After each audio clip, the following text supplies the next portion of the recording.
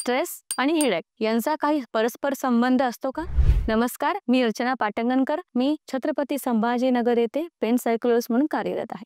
Stress म्हणजे नेमकं काय, तो डोकेदुखीला कसं कारणीभूत ठरतो आणि त्यावरती काही सायकोलॉजिकल उपचार देखील करता येऊ शकतात का, हे आपण आज पाहणार आहोत. स्ट्रेस म्हणजे ताण. मनातील अनावश्यक व नकारात्मक विचारांच्या गर्दीमुळे मनाची जी अवस्था होते त्याला स्ट्रेस किंवा ताण असं म्हटलं जातं. मग हा स्ट्रेस डोकेदुखीवर कसा कारणीभूत ठरतो? तर शारीरिक आरोग्यासोबतच स्ट्रेसमुळे मानसिक आरोग्य देखील खराब होते. स्ट्रेस का वाढतो, तर याची कारणे आपण पाहू. वर्क स्ट्रेस म्हणजे काय?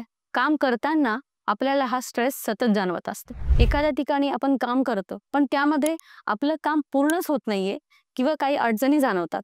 मग कोणत्या अडचणी? तर यामध्ये टाइम मॅनेजमेंट. काम खूप आहे पण त्यासाठी मला वेळ पुरत नाही. वर्कलोड जास्त होतोय का माझं काम करण्यामध्ये काहीतरी चुकतंय किंवा वेळ पुरत नाही असं देखील यामध्ये म्हणावं लागेल. दुसरं आहे रिलेशनशिप कॉन्फ्लिक्ट. हस्बंड आणि वाईफचे विचार पटत नाहीत, ते जुळत नाहीत. संवाद, हस्बंड आणि वाईफ यांच्यामध्ये न होणारा संवाद हा देखील रिलेशनशिपच्या कॉन्फ्लिक्टचा कारणीभूत ठरू शकतो. दुसरी महत्त्वाची गोष्ट म्हणजे पॅरेंट्स आणि चिल्ड्रन्स यांच्यामध्ये नसलेले फ्रेंडली वातावरण. अपुरी झोप पूर्ण न झाल्यामुळे देखील डोकेदुखी वाढू शकते, जी स्ट्रेसला कारणीभूत ठरते. आपल्या शरीराला 6 ते 7 तास झोप आवश्यक असते आणि ती पूर्ण होत नाही. चौथा आहे फिमेल सेक्स हॉर्मोन्स, मेन्स्ट्रुएशन आणि मेनोपॉज.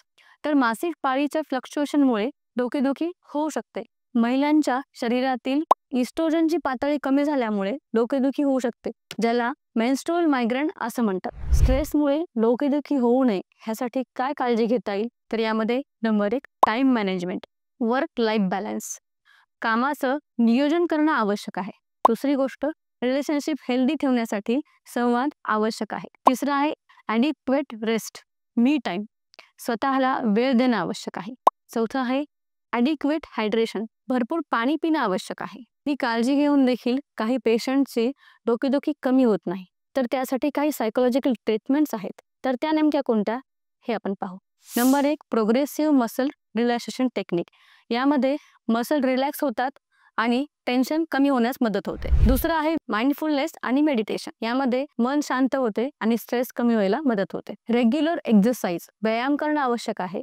आपल्या शरीराला हेल्दी ठेवणं आवश्यक आहे. चौथा आहे स्लीप. आपली झोप 6 ते 8 तास होणे आवश्यक आहे. त्यामुळे आपले मन शांत होते, शरीर देखील रिलॅक्स राहण्यास मदत होते. हे प्रिव्हेन्शन घेऊन देखील तुमची डोकेदुखी कमी होत नसेल तर जवळच्या पेन सायकोलॉजिस्टचा सल्ला घ्यावा आणि हा व्हिडिओ आवडला असल्यास लाईक करा आणि चॅनलला सबस्क्राईब करा.